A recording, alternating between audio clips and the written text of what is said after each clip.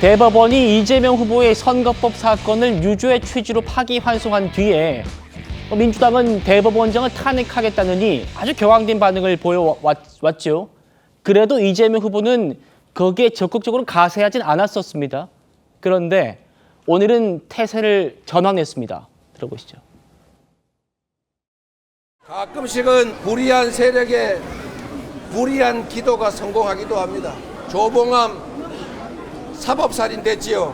그 훌륭한 정치인이 사법살인 됐습니다. 인혁당 아십니까? 네. 그 억울한 선생님, 그냥 동네 필부들이 왜 그렇게 하루아침에 처형장에 이슬로 사라졌습니까?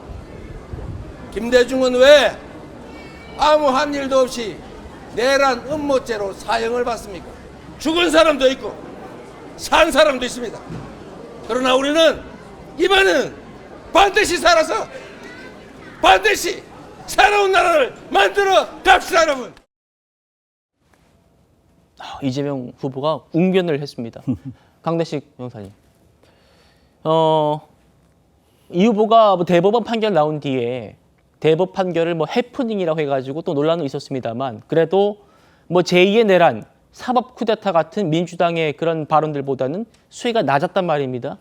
물론 애둘러서 표현을 한 것이긴 합니다만 조봉암도 사법 살인도 했고 김대중은 사형 선고받고 자신을 조봉암과 김대중이 빗댔습니다. 어떻게 보셨습니까? 감히 어디다가 빗대냐 좀 말씀을 드리고 싶습니다. 그 조봉암 선생님이나 김대중 전 대통령의 유족들이나 혹은 추종했던 정치인들, 정치 세력들이 보기에 그분들이 저 말을 이해할 수 있을까요? 이재명 후보자를 김대중 전 대통령하고 동일 선상에 놓는다? 저는 이해할 수가 없고요. 저분들은 정말로 대한민국을 위해서 어떠한 활동을 하다가 거대적인 활동을 하다가 희생하신 분이고 이재명 후보자가 받고 있는 12개의 혐의 5개의 재판은 오히려 본인의 위법 활동 때문에 지금 받고 있는 것이고 그 전에 음주운전이나 각종 폭력 관련 범죄들도 오로지 본인을 위해서 본인의 위법 활동을 위해서 하다가 지금 그 전과자가 된 것인데 어떻게 그 조봉암 선생님이나 김대중 전 대통령과 비교를 합니까? 참담합니다. 조윤선 변호사님께 반론 기회 드려야겠군요. 사법 살인이라는 표현 쓴 것. 김대중 전 대통령과 조봉암 선생이 빗대는 것은 과했다라는 얘기였어요? 제가 지난주 이 자리에서 이재명 후보에 대한 이번 대법원의 파기환송심 사건에 대해서 죽산 조봉암 선생을 빗대서 말씀드린 적이 있었는데요.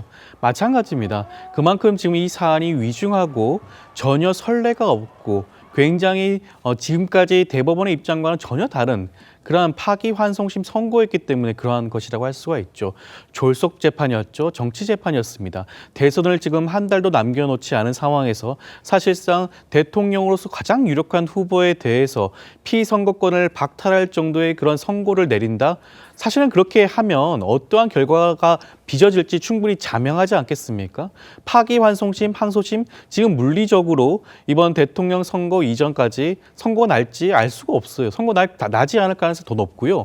그리고 대법원까지 재상고를 하게 된다면 확정되지 않을 가능성이 훨씬 더 높습니다. 네. 그럼에도 불구하고 대통령 선거에 임박해서 이러한 선고를 내린다는 것 자체가 선거에 개입하겠다는 그런 의사 아니겠습니까? 사실상 이재명 후보를 겨냥해서 사법살인의 형태로 재기불능하게 만들겠다. 대통령으로 출마하지 못하게 만들겠다는 그런 뜻을 법원이 내린 것입니다. 그것이 지금 조봉암 선생님이라든가 김대중 전 대통령의 사례와 유사하다고 할 수가 있겠죠. 조봉암 선생님의 경우에는 그 당시에 이승만 정권 입장에서는 가장 강력한 야당 후보였습니다. 그런 야당 후보에 대해서 사법살인을 통해서 정적을 제거했던 것이죠.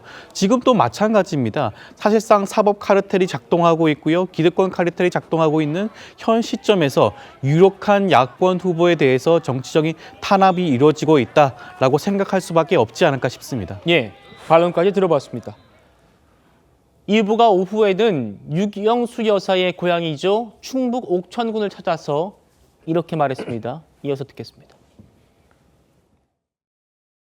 여기가 보니까 유경수 여사 고향이라면서요. 유경수 여사는 참 인상이 좋았던 분 같아요. 근데 이분이 문세광인가? 살해당하셨죠.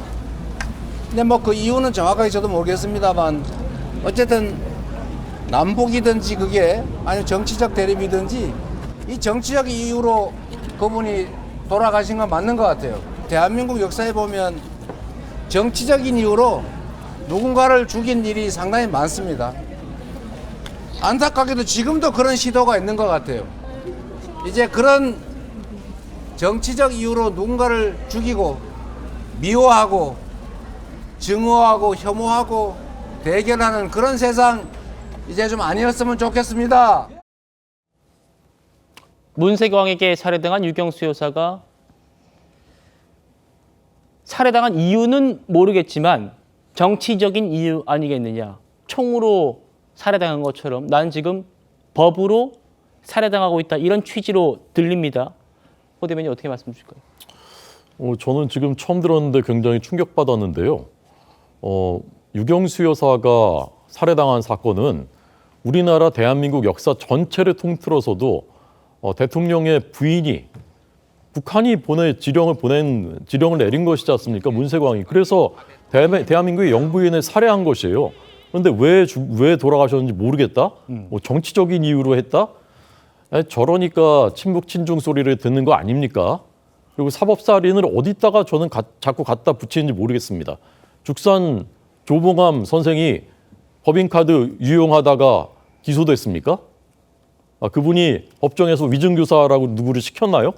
김대중 전 대통령이 단군 이래 최대 개발 비리 혐의로 재판을 받았습니까?